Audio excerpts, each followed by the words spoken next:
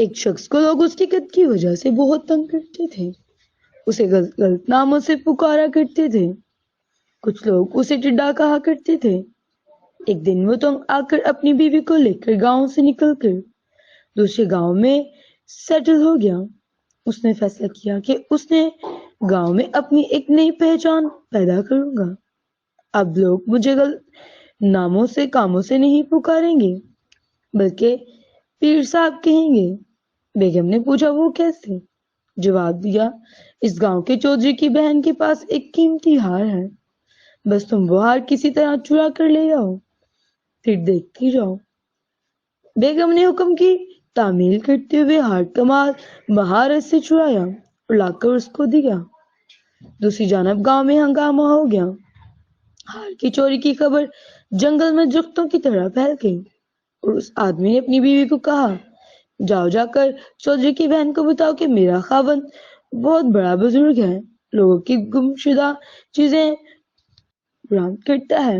اس بات پر چودھری نے اپنے گھرانہ گاؤں والوں کو ایک ساتھ لیا اور اس کے گھر چلا گیا اور پیر صاحب سے کہا کہ جی بتائیں، ہم آگے ہیں، ہمارا ہار کہاں ہو سکتا ہے؟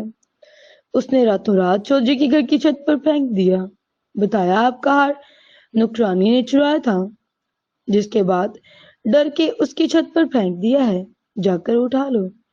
وہاں سے ہار ملنے کے بعد اس ابتدائی کرامات پر سارا گاؤں پیر صاحب کا مرید ہو گیا، مگر چودھری جو اندھوں میں کانا راجا تھا، اسے پیر صاحب کھٹکنے لگا۔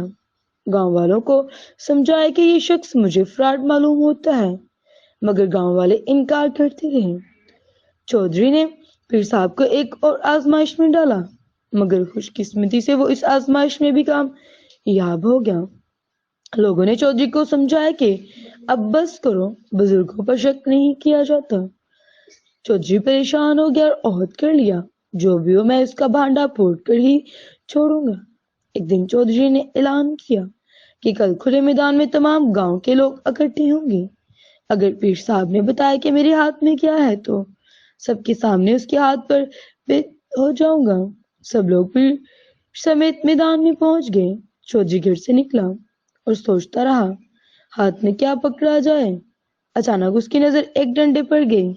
اس نے پکڑنے کے لیے ہاتھ بڑھایا تو گیا، پھر ہاتھ بڑھایا تو وہ گیا، تیسری بار میں پکڑا۔ چودھری میں پہچان اور سوال کیا، بتاؤ میری مٹھی میں کیا بند ہے؟ اس سے پہلے کہ پیر صاحب جواب دیتا، ناظوان مسالہ وہ ایک گہری سوچ میں پڑ گیا اور اسے اپنی شامت نظر آئی۔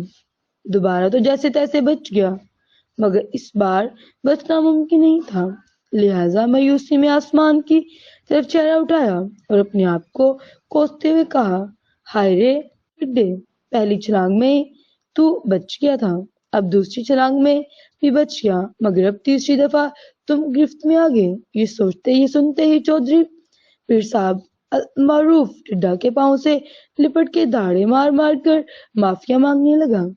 کوئی نہ مانے، میں مانتا ہوں کہ تم پیر و مرشد ہو، ہمیں اپنی پہچان بنانے کے لیے غلط کاموں کا استعمال نہیں کرنا چاہیے۔ اللہ حافظ۔